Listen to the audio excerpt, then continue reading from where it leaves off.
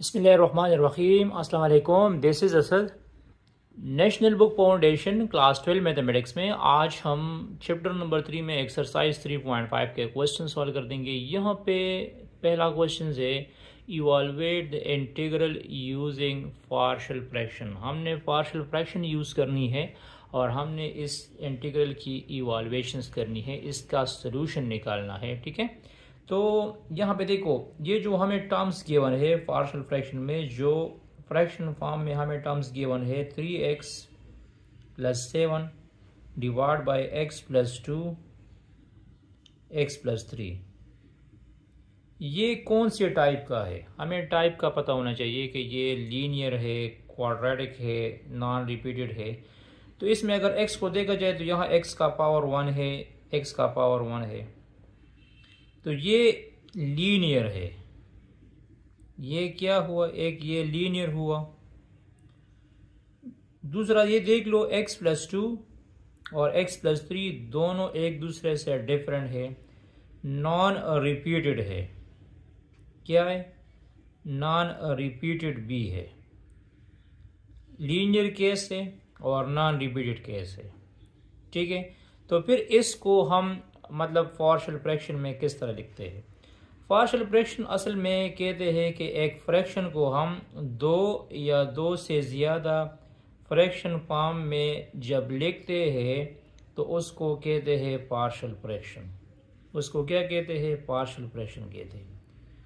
तो यहाँ पे देखो, x + 2 के लिए मैं a यूज़ कर दूंगा, a डिवाइड बाय x + 2, और x + 3 के लिए मैं b यूज़ कर दूंगा, b डिवाइड बाय x + 3। इसको इक्वेशन 1 कह दो। ठीक है, हमने इसमें a b की वैल्यूज फाइंड करनी है। हमने किसकी वैल्यूज फाइंड करनी है? a b की वैल्यूज फाइंड करनी है। तो यहाँ पे देखो, अच्छा मैं आपको पार्शियल फ्रैक्शन के बारे में भी बताता हूँ। मैंने आपको कह दिया कि पार्शियल फ्रैक्शन में हम क्या करते हैं, एक फ्रैक्शन को दो या दो से ज़्यादा फ्रैक्शन फॉर्म में लिखते हैं। मतलब हमारे पास सपोज 7 डिवाइड बाय 10 है, 7 डिवाइड बाय 10 है, तो इसको मैं इस तरह भी लिख सकता हूँ 7 डिवाइड बाय 10 को कि 5 डिवाइड बाय 10 + 2 डिवाइड बाय 10, इस तरह मैं लिख सकता हूँ। ठीक है, या अगर हमारे पास है 13 बाय 15, तो 13 बाय 15 को मैं इस तरह लिख सकता हूँ 11 बाय 15 + 4 बाय 15। ठीक है, सॉरी 2 बाय 15। तो इसको क्या कहते हैं? पार्शियल फ्रैक्शन कहते हैं कि एक फ्रैक्शन को स्प्लिट करना दो या दो से ज़्यादा फ्रैक्शन में, तो उसको कहा जाएगा पार्शियल फ्रैक्शन। अब मुझे इसमें a और b की वैल्यूज फाइंड करनी है कि a की वैल्यू क्या होगी और b की वैल्यू क्या होगी। ठीक है, तो a b फाइंड करने के लिए इस तरह कर दो कि ये जो x + 2 x + 3 मैंने लिखा है, x + 2 x + 3 लिखा है मैंने, इसको बोथ साइड मल्टीप्लाइड कर दो। Multiplying both sides by x + 2 x + 3। ठीक है, तो यहाँ पे x + 2 x + 3, तो इस x + 2 x + 3 के साथ कैंसल हो जाएगा, तो सिंपली क्या आ जाएगा? 3x + 2 आ जाएगा, 3x + 7 आ जाएगा। और यहाँ पे देखो a के साथ क्या आ जाएगा? a के साथ आ जाएगा x + 3, a के साथ x + 3 आ जाएगा, क्योंकि x + 2 x + 2 के साथ कैंसिल हो जाएगा, और b के साथ x + 2 आ जाएगा, क्योंकि यहाँ पे x + 3 फिर कैंसिल हो जाएगा। ये बोथ साइड मल्टीप्लाइड कर दो, यहाँ x + 2 कैंसिल हो जाएगा, x + 3 आ जाएगा, यहाँ x + 3 कैंसिल हो जाएगा, x + 2 आ जाएगा। ठीक है, अब देखो, अब मुझे a और b की वैल्यूज फाइंड करनी है।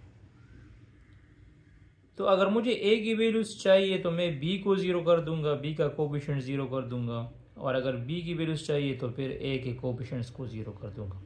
तो यहाँ पे देखो, यहाँ पे क्या लिखा है? x + 2 लिखा है ना, तो जब मैं x + 2 को = 0 कर दूंगा तो ये b 0 हो जाएगा, a की वैल्यू आ जाएगी। और जब a की वैल्यूज b की वैल्यूज फाइंड करनी है तो फिर मैं x + 3 को = 0 कर दूंगा।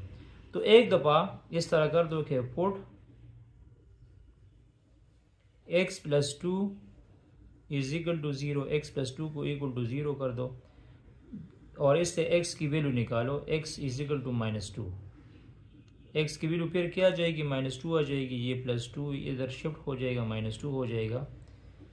n2 इक्वेशन 2, इक्वेशन 2 में x की जगह -2 लगा दो। इक्वेशन 2 में क्या कर दो, x की जगह क्या लगा दो, -2 लगा दो। तो यहाँ पे देखो 3n2 -2 plus 7, 3n2 -2 plus 7, an2 -2 plus 3 and bn2 -2 plus 2। तो ये जाएगा -6 प्लस 7, -6 प्लस 7 से 1 आ जाएगा और यहाँ a के साथ 1 हो जाएगा और b 0 हो जाएगा। तो इसमें a की जो वैल्यू आ जाएगी वो 1 होगी। a की वैल्यू क्या हो जाएगी, 1 हो जाएगी। ठीक है। दूसरी बात इस तरह कर दो पुट, अब मुझे b की वैल्यू चाहिए तो मैं इस तरह कर दूंगा put x plus 3 is equal to 0। This implies that x is equal to -3। x की वैल्यू क्या हुई, -3 हुई। इन इक्वेशन 2, दोबारा इक्वेशन 2 में x की जगह -3 लगा दो। तो यहाँ पे देखो इस x की जगह मैं क्या लिख दूंगा, 3n2 3 -3 sorry plus 7, an2 0 -3 plus 2। तो इससे आ जाएगा -9 प्लस 7, a 0 हुआ, b -1 हुआ। तो इससे आ जाएगा -2 और -b, तो माइनस माइनस कैंसिल हुआ। b की वैल्यू आ चुकी है क्या, 2 आ चुकी है। अब इस a और b की वैल्यूज यहाँ पे पुट करो। इक्वेशन 1 में a और b की वैल्यूज पुट करो तो इक्वेशन 1 बिकम, इक्वेशन 1 आ जाएगा, इक्वेशन 1 आ जाएगा हमारे पास क्या, 3x plus 7 divide by x plus 2 x plus 3 is equal to a divide by x plus 2 और b divide by x plus 3। तो हमने क्या करना है, हमने a और b की जगह वैल्यूज पुट करनी है। तो b की जगह क्या लिखो, b की जगह लिखो 1 और a की जगह क्या लिखो, a की जगह लिखो b की जगह 2 लिखो, a की जगह 1 लिखो। तो ये क्या हो जाएगा हमारे पास, ये आ जाएगा हमारे पास, यहाँ पे देखो ये हो जाएगा 3x plus 7 divide by x plus 2 x plus 3, a की जगह 1 लगा दो, 1 डिवाइड बाय x प्लस 2 और b की जगह 2 लगा दो, x प्लस 3। ये बन गया। ठीक है। अब इसका बोथ साइड इंटीग्रेशन लो, बोथ साइड्स क्या ले, इंटीग्रेशन ले। तो मैं जब इसका बोथ साइड इंटीग्रेशन लूंगा तो यहाँ पे मैं लिख दूंगा integral 3x plus 7 x plus 2 x plus 3 dx integral 1 divide by x plus 2 dx plus integral 2 divide by x plus 3 dx। Clear. तो यहाँ पे हमारे पास आ जाएगा क्या, इसका हमने इंटीग्रल फाइंड करना है। तो x का डेरिवेटिव क्या होता है, x का डेरिवेटिव 1 होता है ना, वो ऊपर मौजूद है, और 2 का डेरिवेटिव क्या है, वो 0 है। तो कहने का मतलब ये है कि इसी लोअर टर्म का डेरिवेटिव अपर मौजूद है। इस लोअर टर्म्स का डेरिवेटिव अपर मौजूद है। तो जब लोअर टर्म्स का डेरिवेटिव अपर मौजूद होगा तो हम क्या कर देंगे, हम इस लोअर टर्म्स का नेचुरल लॉग लेंगे। तो ये जाएगा ln ऑफ x प्लस 2, क्या जाएगा ln ऑफ x प्लस 2। और यहाँ पे देखो ये 2 कांस्टेंट है ना, इसको बाहर निकालो इंटीग्रल से। तो इसको जब मैं यहाँ बाहर लिखूंगा तो इधर 1 आ जाएगा। तो फिर इसी तरह x का डेरिवेटिव 1 है वो ऊपर मौजूद है, तो इसको भी मैं लिख सकता हूँ 2 ln of x plus 3, 2 ln of x plus 3 plus c।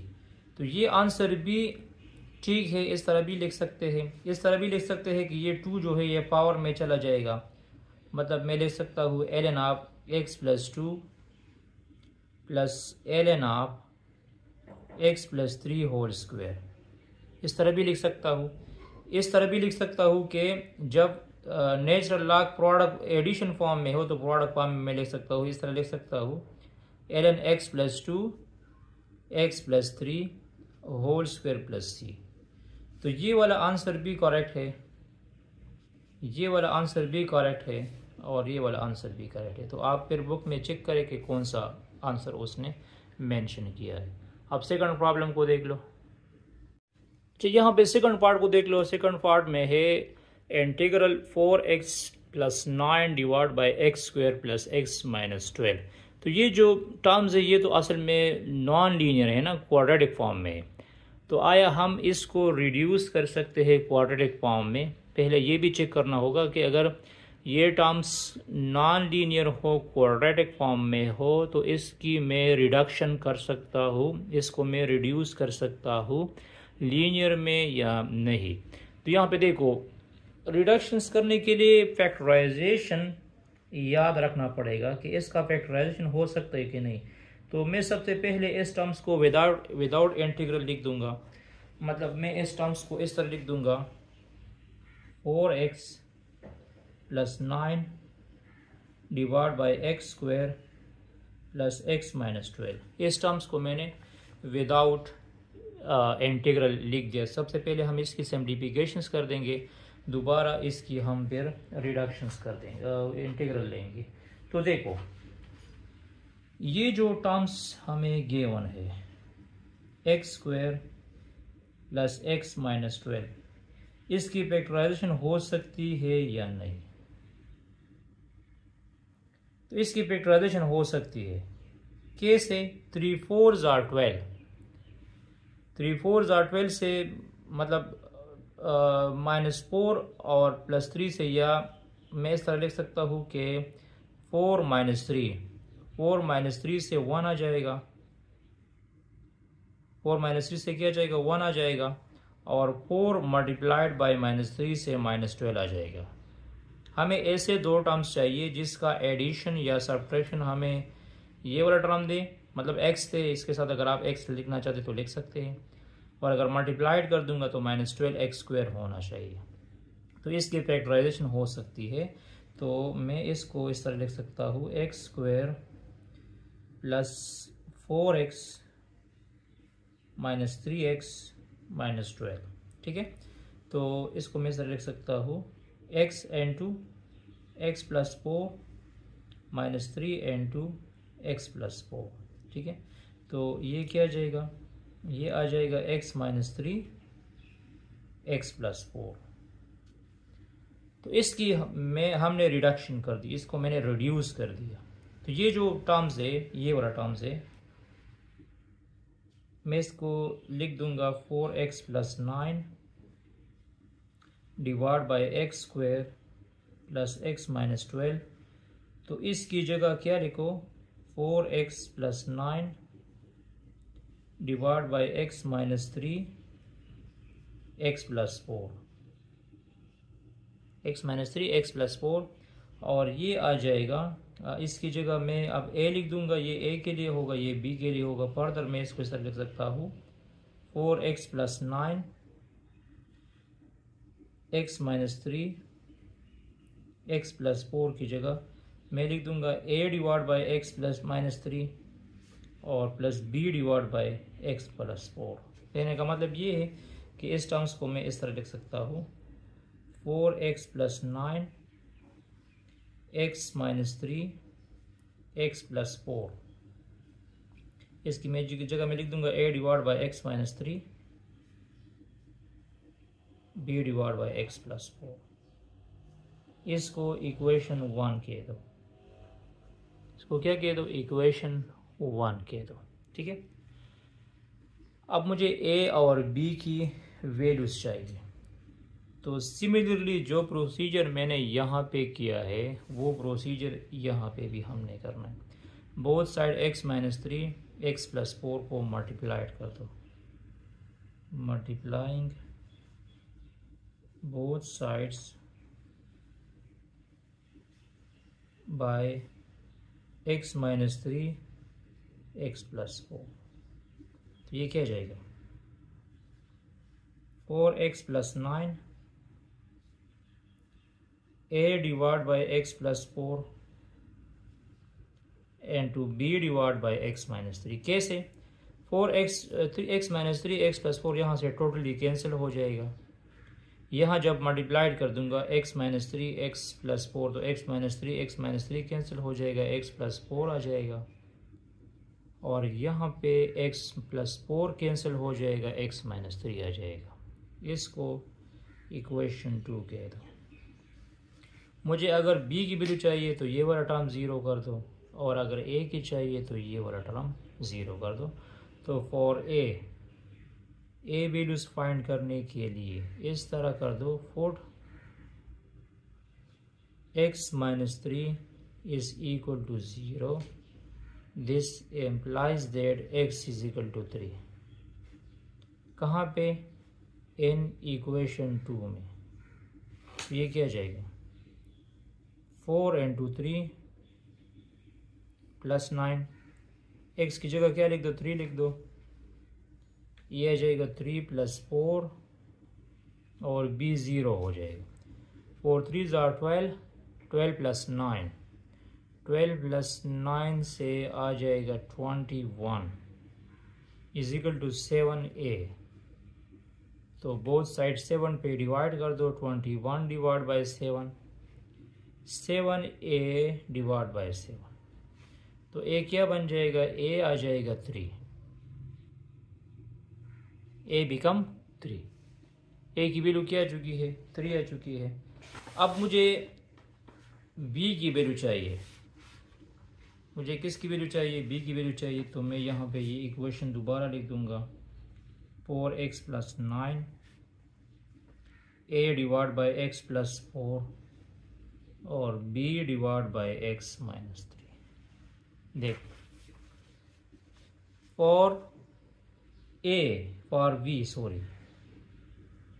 b के लिए इस तरह कर दो। For x plus 4 is equal to 0, इस x प्लस 4 को इक्वल टू 0 कर दो।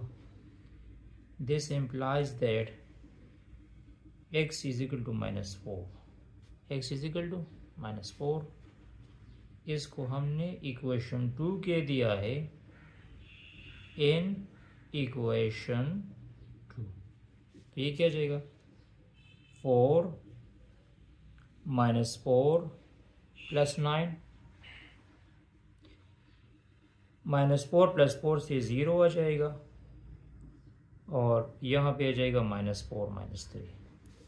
तो इसे आ जाएगा माइनस 16 प्लस 9 और माइनस 7b। तो माइनस 16 प्लस 9 से माइनस 7 आ जाएगा, माइनस 7b। तो ये दोनों कैंसिल कर दो।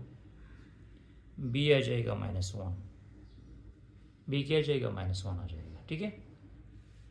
अच्छा, ये जो इक्वेशन 1 हमने लिखा है, ये वाला इक्वेशन, ये हमने दोबारा लिखना है। मतलब 4x plus 9 divide by x minus 3 x plus 4 a divide by x minus 3 b divide by x plus 4। ठीक है। तो यहाँ पे a की जगह 3 लगा दो और b की जगह माइनस 1 लगा दे। a की जगह क्या लगा दो? 3, और b की जगह माइनस 1। तो ये बन जाएगा 3 डिवाइड बाई एक्स माइनस 3 और -1 डिवाइड बाई एक्स प्लस 4। ठीक है, अब बोथ साइड इसका इंटीग्रल लो, इंटीग्रल भी लिया, इंटीग्रल लेने के बाद 3 को बाहर निकालो तो ये जाएगा dx divide by x minus 3 और dx divide by x plus 4।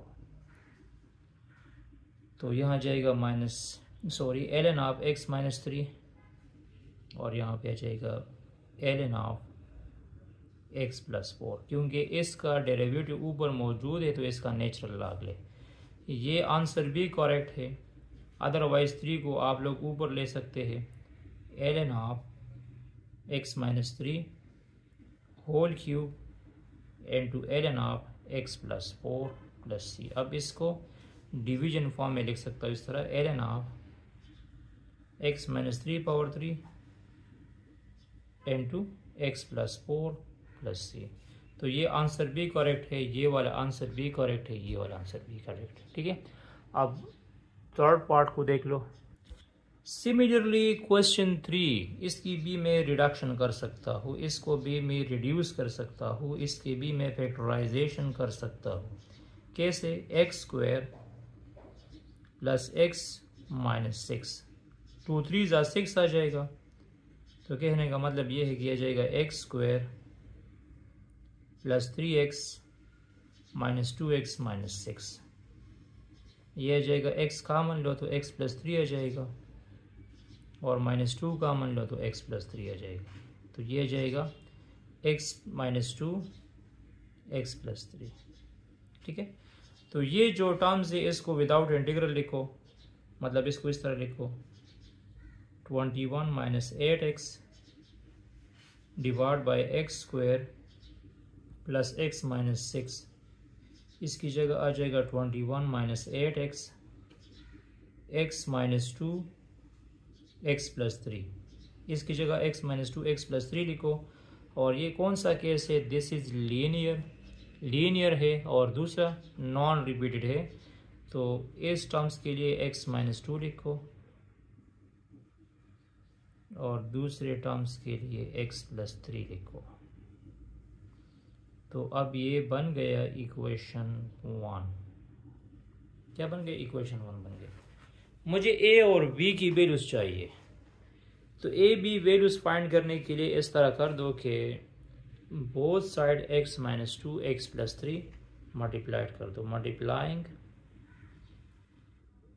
Both side x minus 2 x plus 3। तो यहाँ से तो कैंसिल हो जाएगा। 21 minus 8x is equal to a के साथ क्या जाएगा? a के साथ x प्लस 3 आ जाएगा और b के साथ x माइनस 2 आ जाएगा। तो ये इक्वेशन 2 हुआ। ये क्या हुआ? इक्वेशन 2। अब अगर मुझे a चाहिए तो x माइनस 2 को 0 कर दो और अगर b चाहिए तो x प्लस 3 को 0 कर दो। तो फॉर a के लिए इस तरह कर दो, put x plus 3 is equal to 0. This implies that x is equal to minus 3 in equation 2. Equation 2 में x की जगह क्या लिख दो? -3 लिख दो। जहाँ पे x हो वहाँ पे -3 लिख दो। 21 8 इंटू -3 a 0 हो जाएगा, यहाँ पे ये b कर दो और b -3 -2 आ जाएगा। तो ये जाएगा 24 प्लस 21। 24 प्लस 21 से क्या जाएगा? 45 आ जाएगा। ठीक है, तो इधर आ जाएगा 45 और यहाँ पे आ जाएगा -5b। क्या आ जाएगा? -5b आ जाएगा। तो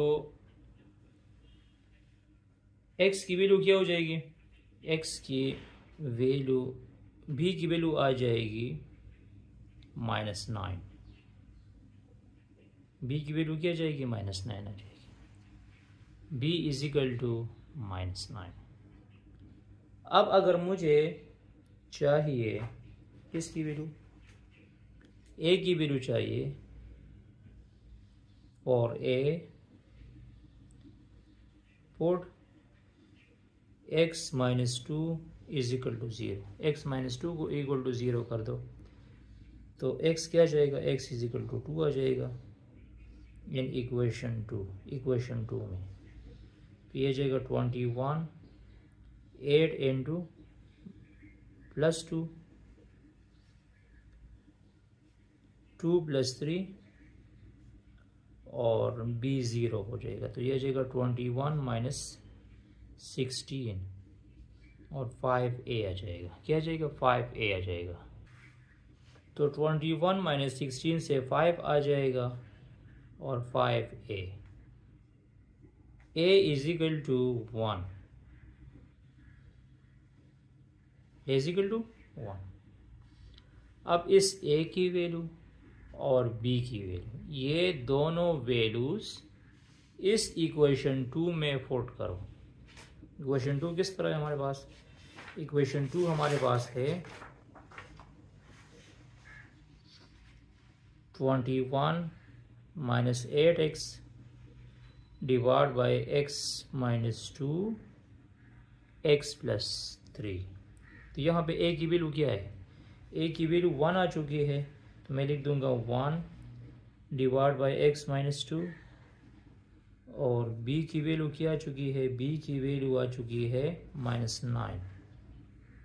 -9 डिवाइड बाई x + 3। अब बोथ साइड इंटीग्रल लो, यहाँ पे भी मैंने इंटीग्रल लिखा और इधर भी इंटीग्रल लो। इस -9 को बाहर निकालो, ये जाएगा integral dx divide by x - 2 -9 integral dx divide by x + 3। ठीक है, x का डेरिवेटिव 1 है, वो ऊपर मौजूद है, तो सिमिलरली इसका नेचुरल लॉग ले ln ऑफ x - 2, इसका इंटीग्रेशन ये हो जाएगा और इसका इंटीग्रेशन आ जाएगा -9 ln ऑफ x + 3 + c। तो this is our final answer. यही हमारा इसका क्या हुआ, फाइनल आंसर आ चुका है। ठीक है, बाकी इसमें मज़ीद भी आप लोग सिंप्लीफिकेशंस कर सकते हैं। ये पावर में ले जाओ और फिर लॉगरिथम का रूल अप्लाई करो, जब डिफरेंस में होगा तो प्रोडक्ट फॉर्म में लिख सकता हो। ठीक है, अब क्वेश्चन नंबर 4 को देख लो। अच्छा, क्वेश्चन नंबर 4 को देख लो, 3x + 7 divide by x + 2 whole square. तो ये जो x + 2 होल स्क्वायर है, x का पावर क्या है, 1 है। अगर इसको मैं विदाउट इंटीग्रल लिख दूँ तो इस तरह लिख दूंगा x + 7 divide by x + 2 whole square. अब ये दूसरा केस है। एक ये है लीनियर केस है। क्यों लीनियर है, क्योंकि इसमें x का जो पावर है वो 1 है, लीनियर केस हुआ। दूसरी बात, दिस इज रिपीटेड,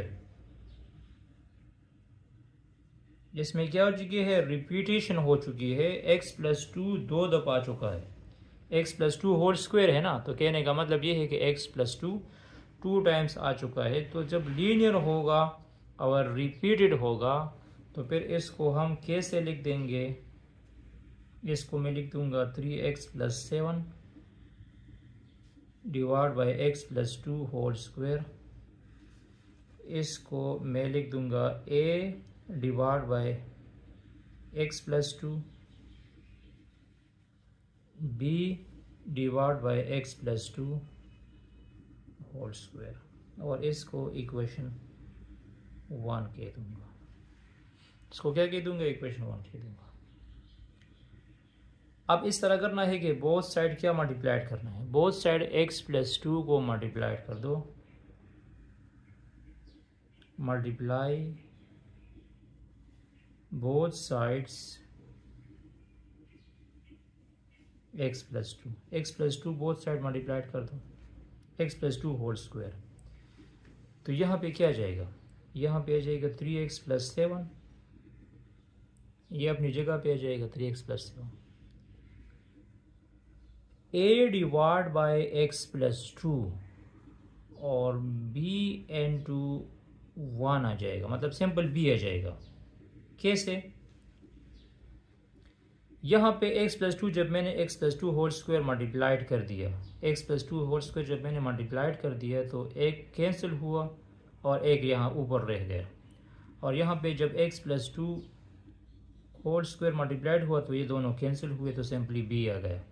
यहाँ पे जब x plus 2 whole square multiplied किया तो एक कैंसिल हुआ, एक रह गया। तो अब इक्वेशन 2 इस फॉर्म में होगा। अब बात ये है कि इससे पहले 3 क्वेश्चंस में हमने ये कह दिया कि अगर मुझे b की वैल्यू चाहिए तो ये वाला टर्म 0 कर दूंगा, और अगर मुझे a की वैल्यू चाहिए तो फिर ये वाला टर्म 0 कर दूंगा। तो यहाँ तो b के साथ कुछ है भी नहीं, b तो मैं 0 कर नहीं सकता, और b के लिए मैं x प्लस 2 को 0 कर सकता हूँ, लेकिन b की वैल्यू मैं कैसे फाइंड कर दूंगा। तो एक बात याद रखो, ये आगे क्वेश्चंस में भी फिर हम यूज़ कर देंगे कोएफिशिएंट कंपैरिजन से। किससे, कोएफिशिएंट कंपेयर करना। कोएफिशिएंट कंपेयर करने का मतलब ये है कि इसके साथ a को मल्टीप्लाइड कर दो और b अपनी जगह पे आ जाएगा। तो ये आ जाएगा 3x प्लस 7